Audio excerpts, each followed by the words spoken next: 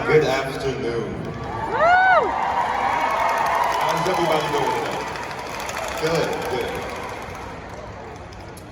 My educational experience growing up was a unique one.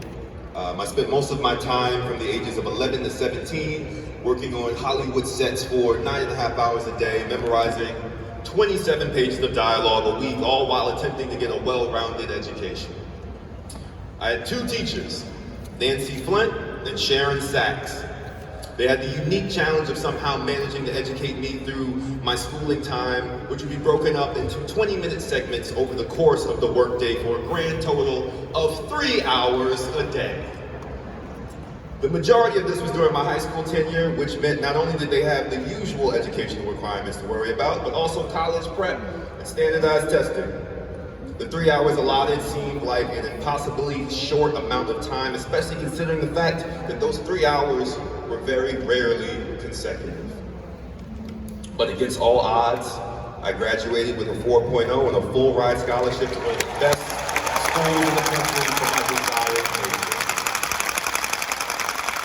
Thank you.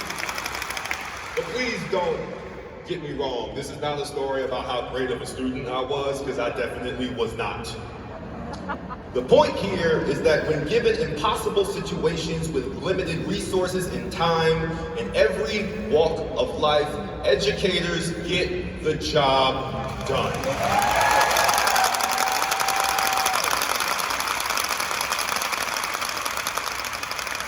Over the last year, I've had the honor of deep diving into this experience firsthand on ABC's Abbott Elementary, and what I've found is that teachers are the most versatile and heroic workforce on the planet.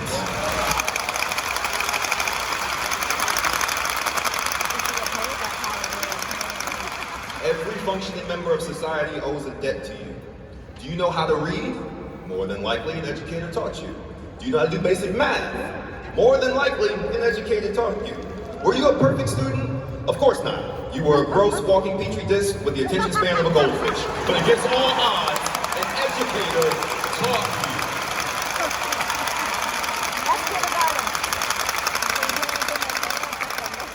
We owe you all a debt of gratitude for spending more time with our kids than we can even allot for at times.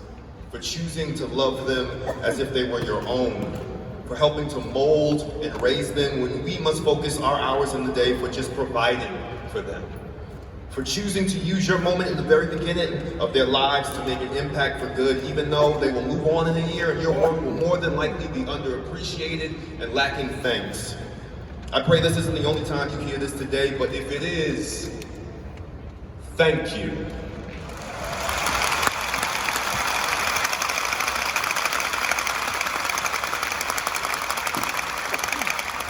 As a society, we oftentimes forget that this is a job that you all must choose. And that choice is one of radical sacrifice and love. You wake up every day and choose to see the bigger picture for us as a society. And that is sacred, noble, and honorable work. Thank you for directly impacting the lives of everyone in the present, in the past, and for laying the much needed foundation for the future. Thank you.